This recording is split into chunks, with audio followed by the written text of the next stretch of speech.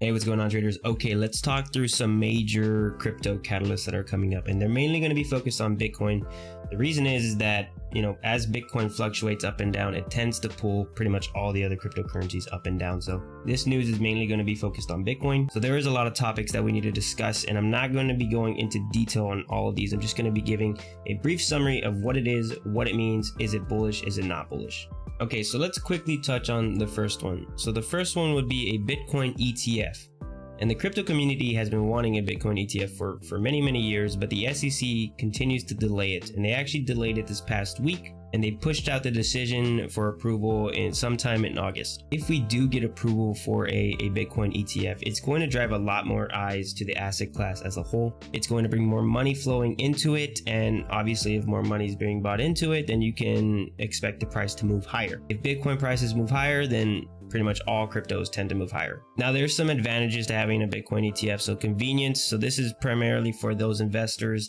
I don't want to say the older generation of investors, but the older generation of investors that don't really know how to invest in crypto. The ETF will be listed on the stock market. So for investors that want that crypto exposure, they can just buy the ETF on the stock market. Right now, you cannot do that. It'll also bring diversification for potential investors that don't want to just primarily invest in Bitcoin. So what an ETF is, and I can't tell you what the Bitcoin ETF will hold, but it'll hold Bitcoin, obviously. I'm assuming that'll be the majority holding, and then several other whatever, maybe altcoins or anything like that, maybe Dogecoin. But that is a positive for having a Bitcoin ETF, is diversification. And then tax efficiency, because right now, as you may know, Bitcoin is unregulated and decentralized, so you can't really track how we pay our taxes when it comes to cryptos and that asset class. So this would bring more security to it in terms of government regulation. So like I said, the SEC continues to delay it. They delayed it recently. They potentially might delay it in August, but you need to be aware of this, because if we do get approval and there's some positive signs showing that this ETF is going to come about, then this will drive more attention to Bitcoin and the price will go up. I'm saying this is potentially bullish. The next catalyst that you need to be aware of is the grayscale unlockings that are happening next month. So what this is, let me just give you a brief little summary of what this is. So Grayscale Bitcoin Trust, the world's largest digital assets fund manager, allows institutional investors to gain exposure to Bitcoin through shares in the trust. This trust currently holds about 600,000 Bitcoins, and that is more than 3% of the cryptocurrency's supply. It continues on by saying accredited investors can buy GBTC shares directly at the net asset value in daily private placements by depositing Bitcoin or US dollars. The shares can be sold in the secondary market only after a 6-month lock-in period. So basically what this means is that the investors that invested in the GBTC trust in January, they're going to have the opportunity to sell their shares in July, which is potentially bearish, because as you may know, for the course of the year, Bitcoin's down like 50%. And analysts are predicting that since it's down so much, investors that invested in January are going to be looking to possibly pull their money out, and this could potentially lead to some downward pressure in Bitcoin and in all crypto assets. But they do follow it up by saying what's not clear is whether investors will reinvest proceeds back into Grayscale by rebuying Bitcoin and transferring it over to the trust. If that happens, Bitcoin will likely pick up a strong bid. So I'm going to lead in with the analyst on this side and say that this is potentially bearish, and we could potentially see some headwinds heading to Bitcoin here in the next coming month or so. So this is something you need to be aware of coming in July. So the next catalyst you need to be aware of is Elon Musk and Jack Dorsey, the CEO of Twitter, agree to talk about Bitcoin at an event in July. As you may have seen, Elon Musk can kind of shake up the markets, especially the crypto markets, with just one tweet. And a couple months ago, Tesla started accepting Bitcoin as a form of payment. But Elon Musk and Tesla have kind of done a 180 and have taken off that form of payment. And this is mainly due to ESG concerns that Bitcoin electricity consumption, it takes a lot.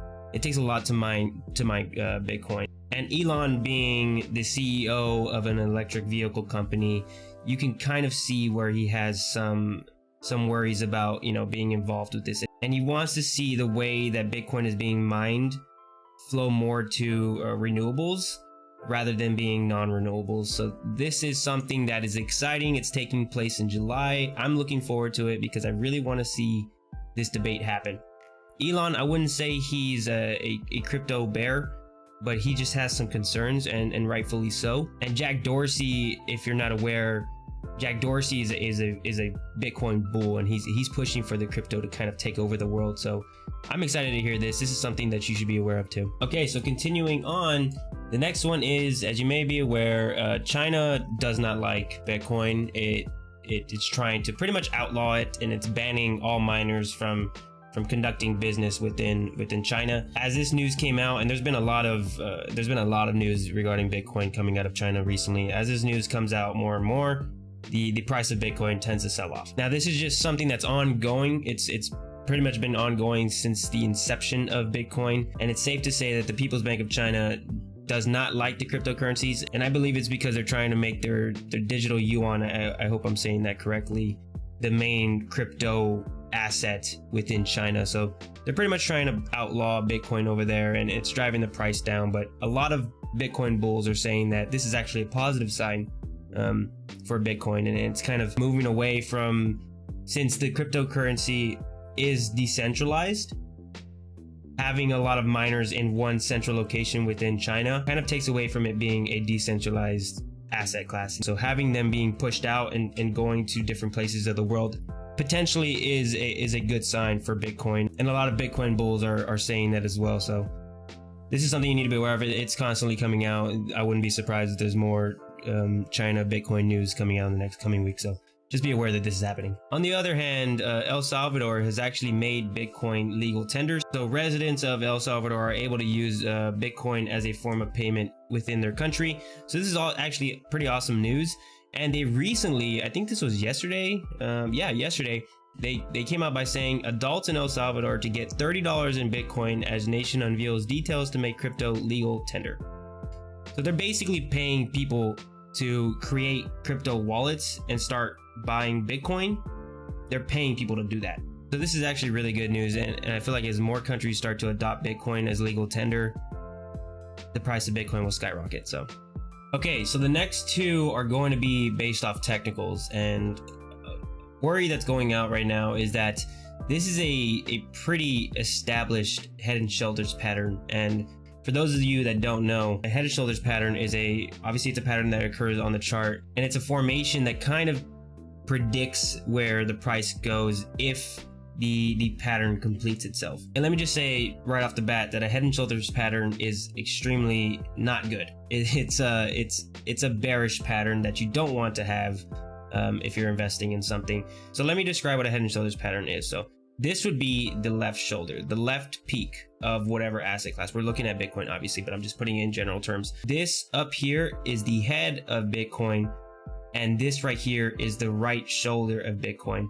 And pretty much what you're looking for in a head and shoulders pattern is this neckline. So if you're looking at these cross lines here, the line going across 30,000, 31,000 right here, 31,649, that is the neckline. For this pattern to complete itself, it needs to break that neckline. And 90% of the time, if it breaks the neckline to the downside I'm talking about, it tends to crash really, really bad. And this level has held as pretty solid support a fair amount of times here. So this 29 to 31,000 level in Bitcoin is very crucial for it to hold.